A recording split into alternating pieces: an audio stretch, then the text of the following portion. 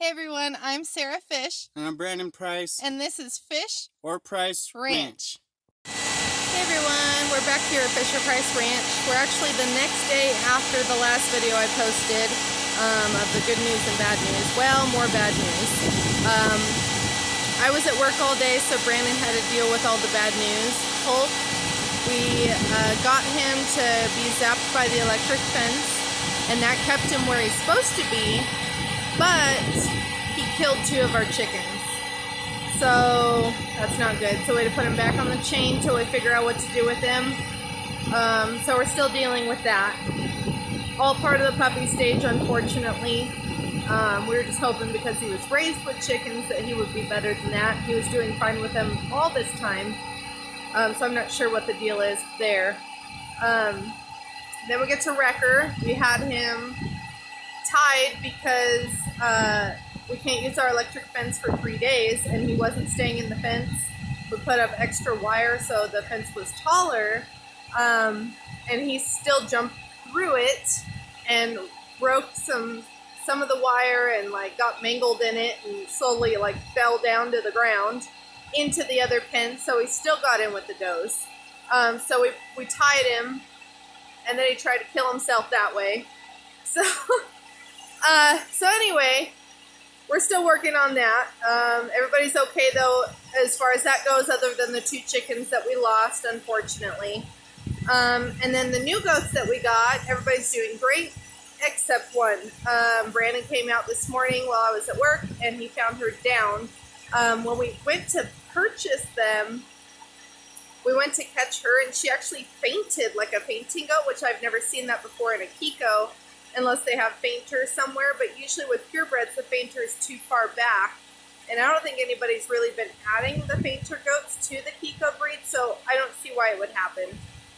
So then I went in to help catch her, and she fell over again, and so I just picked her up. So I thought, well, maybe she's got fainter in her background that we just don't know about. They didn't know anything. They said that they've never seen her do that before. So I'm thinking something else is going on, because now she fell over again and she won't get back up. So I just got off work. We're home now. Her temperature is low. It's 99.1. It needs to be around 101.5 to 102.5. So I'll show you right now what we're doing with her, but we treated her because we don't know what's wrong. Her famache is good. It's a really, really dark red, which is really good. So I don't think it's worms. Her poop is normal. She's still chewing her cud a little bit, and she's nibbling on hay. I gave her a couple probiotic pellets. She ate those. She won't drink water on her own, so we're drenching her water to keep her hydrated. And we've given her some vitamin B. The probiotics we've given her because we didn't know, because our land is new.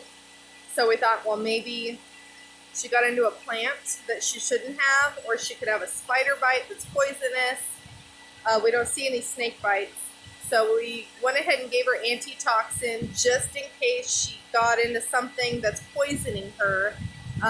So we're letting that take effect. But in the meantime, I'm trying to get her warm because she is cool right now. So I'll show you guys kind of what's going on with her. Alright, so we live in a 5th wheel, so this is the only spot we could put her in a heat tent. Now, the way a heat tent works is you have to fully enclose the animal. You usually want to do like a blanket, so it's still breathable. And then what we do is a hair dryer. It's set on high heat. We're running a generator because we still don't have power. So right now we just have her in a heat tent. And this way she can breathe in the hot air, and that'll help warm her up internally as well as externally. We also have a heat blanket on her, not like when you plug in, like a thermal blanket. So I'll show you guys her. She's underneath here. I'll just show you guys. There she is. So right now she's just down there. She's listening to me talk. She'll still look at you, but she's shivering a lot. But we've got that thermal blanket on her, and we've got the hair dryer going. So we're just, right at this moment, we're just trying to get her temperature up and see if that's going to help her start to fight off whatever's going on. So Right now we're just waiting for her temperature to get up. I did give her a little bit of Nutri-Drench, thinking that maybe if we gave her enough nutrients in her body that would help kind of jumpstart and get her body working again. Brandon said this morning it was almost like she was paralyzed. She couldn't really move. She was laying completely on her side. And now we've got her sternal, and she's staying sternal. We actually stood her up to put that little thermal jacket on her, and which is, by the way, just like a calf jacket for a baby cow. And it's really big on her, but it'll work. So when we stood her up, she was able to stay standing, and she did walk like a foot or two, but she's just really weak, so she just laid back down. Brandon did say that's the most she has really moved since he found her, where she wouldn't get back up. So right now we're just keeping our fingers crossed, hoping that she'll make it. She's such a sweet doe, and we just got her. So I've already let the old owners know what's going on. Because she did faint over there, I was trying to see if maybe she got into something over there, or if maybe they knew what could be going on with her. So I knew that's kind of where we're at right now. So we're just going to try and get her temperature up, and then we'll see how she's doing. So she's starting to put her head back. Come on, baby. Come on. We're working on getting her temperature up. I just pulled her out of the blanket for now, just to see how she was, and she's starting to put her head back, which isn't good. She's munching some grass right here. She's trying. All right, so we've got her laying here. So as you saw in the previous little bit, she's thrown her head back. After careful more examination and talking to some other goat breeders that have been doing this a lot longer than me, it looks like she has polio, and that could be for lack of specific minerals in the diet. It typically affects babies. It doesn't normally affect adults unless they're really low in that specific mineral. So we're treating her with thiamine, some dexamethasone, which is a steroid, and antibiotics. So the bad thing is with we have to make sure we have a correct thermometer. The one that I was using wasn't working very well. I grabbed my other one, and she actually has a fever, so we immediately pulled her out of the heat tent. So that was a bad idea. Always make sure you have multiple thermometers and they're working well, that's for sure. So hopefully we caught it early enough. She was up and walking yesterday. Normal, she was up and eating. So I'm hoping that we caught it in time. This is definitely going to take some time to get her feeling better. We have to do this round the clock for every 4 to 6 hours until she's feeling better and looks normal. And then we do it for another 24 hours after, just to be sure that she doesn't go back downhill. So we'll keep you guys updated on how this goes, and keep your fingers crossed. Well, it's now dark outside. Please excuse our mess. We are living in our fifth wheel, and we have stuff everywhere. But here's Galaxy. If you guys remember, a little bit ago, her head was turned backward. She looked like she was seizuring a little bit. She looked like she was going downhill real quick. So we started treating her for the polio. Like I said, we're doing the thiamine and the penicillin and the steroids. The steroids are once a day, and the penicillin and the thiamine are every 4 to 6 hours. She's only had one treatment, and look at her. She's actually able to eat. She's holding her head up. She's not seizuring. We put the pillows there just because when she does have her head back, it'll go all the way back to her side, and it can get stuck there because her neck will tense up. So we're trying to prevent that so her head doesn't get stuck backwards. But it looks like she's doing good. Earlier we gave her some food, and it was slightly to the side of her, and she would eat a bite, but then because her neck was stiffening up, her head would slowly fall back to her side, and then she couldn't bring it back forward. So to me, it looks like she's progressing in a good way.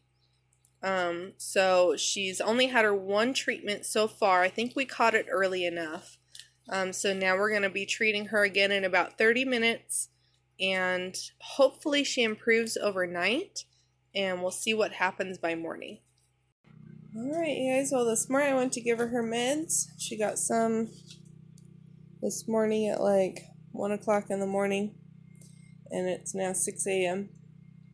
And I gave her first shot. We had her, like you guys saw last night, we had her like set up with everything to keep her sternal and all that. She did fine. I gave her the second shot, and boom, she shot up on her feet. So she's been standing actually for probably a good 5, maybe 10 minutes. She's eating. She started peeing and making a mess in the house. So we're going to see if we can get her to start drinking water on her own. We were having to drench her. But looks like she's going in the right direction.